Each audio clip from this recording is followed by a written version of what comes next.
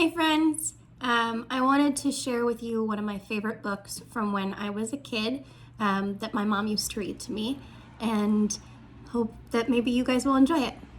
Alright, here it goes. The story I wanted to share is called Make Way for Ducklings, and it was written by the author Robert McCluskey. And here it is. Mr. and Mrs. Mallard were looking for a place to live. But every time Mr. Mallard saw what looked like a nice place, Mrs. Mallard said it was no good. There were sure to be foxes in the woods or turtles in the water, and she was not going to raise a family where there might be foxes or turtles. So they flew on and on. When they got to Boston, they felt too tired to fly any further. There was a nice pond in the public garden with a little island on it. The very place to spend the night, quacked Mr. Mallard. So down they flapped.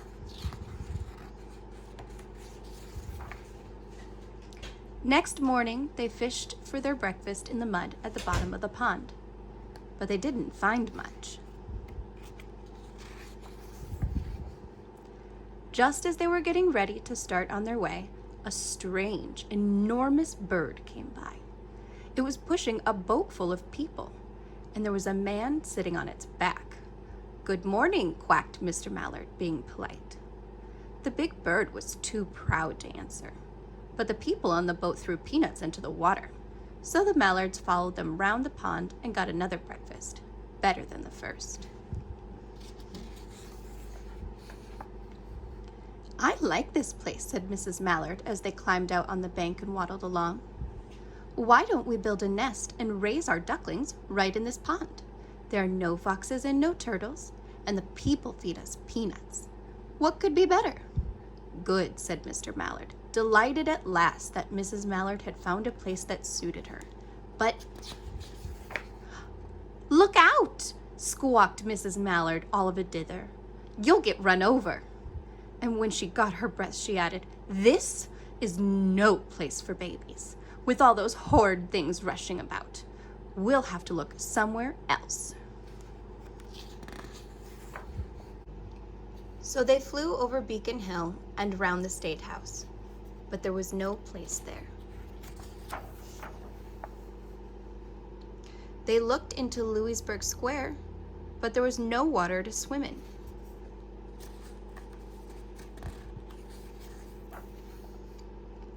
Then they flew over the Charles River. "This is better," quacked Mr. Mallard. "That island looks like a nice, quiet place, and it's only a little way from the public garden." "Yes," said Mrs. Mallard, remembering the peanuts. "That looks like just the right place to hatch the ducklings."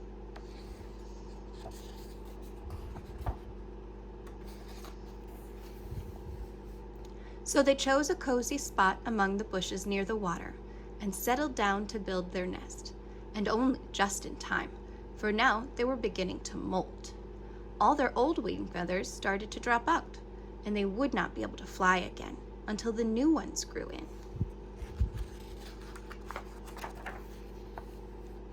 But of course they could swim, and on one day they swam over to the park on the riverbank, and there they met a policeman called Michael. Michael fed them peanuts, and after that the Mallards called on Michael every day. After Mrs. Mallard had laid 8 eggs in the nest, she couldn't go to visit Michael anymore because she had to sit on the eggs to keep them warm. She moved off the nest only to get a drink of water or to have her lunch or to count the eggs to make sure they were all there. One day the ducklings hatched out. First came Jack, then Cack, and then Lack, then Mack and Knack and Whack and Pack and Quack.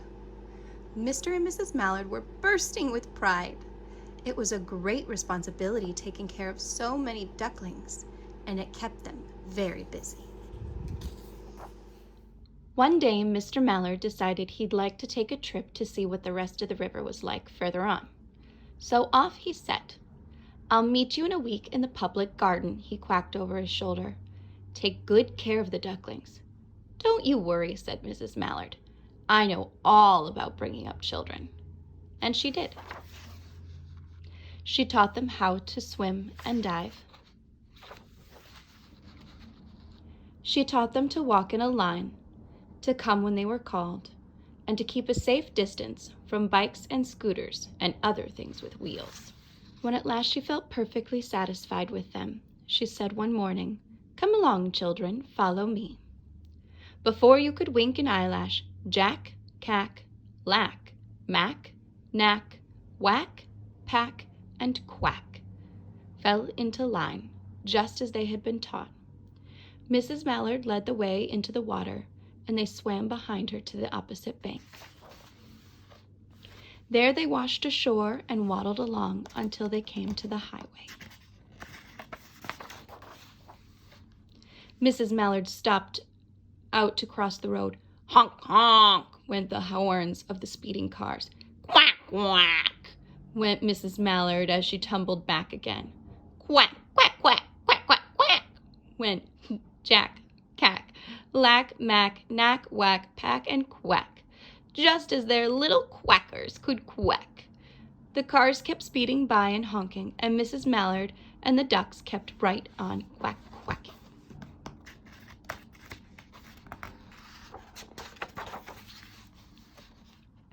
They made such a noise that Michael came running, waving his arms and blowing his whistle. He placed himself in the center of the road, raised one hand to stop the traffic, and then beckoned with the other, the way policemen do, for Mrs. Mallard to cross over. As soon as Mrs. Mallard and the ducklings were safe on the other side and on their way down Mount Vernon Street, Michael rushed back to his police. He called Clancy at headquarters and said, "There's a family of ducks walking down the street." Clancy said, "Family of what?" "Ducks," yelled Michael. "Send a police car, quick." Meanwhile, Mrs. Mallard had reached the corner bookshop and turned into Charles Street with Jack, Cack, Lack, Mack, Knack, Whack, Pack, and Quack, all marching in line behind her. Everyone stared. An old lady from Beacon Hill said, "Isn't it amazing?" And the man who swept the street said, "Well, ain't that nice?"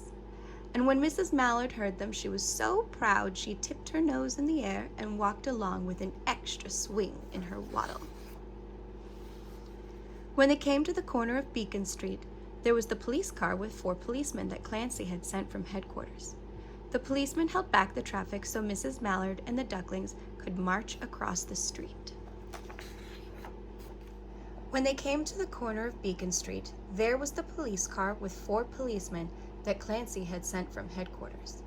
The policemen held back the traffic so Mrs. Mallard and the ducklings could march across the street, right into the public garden. Inside the gate, they all turned around to say thank you to the policemen. The policemen smiled and waved goodbye.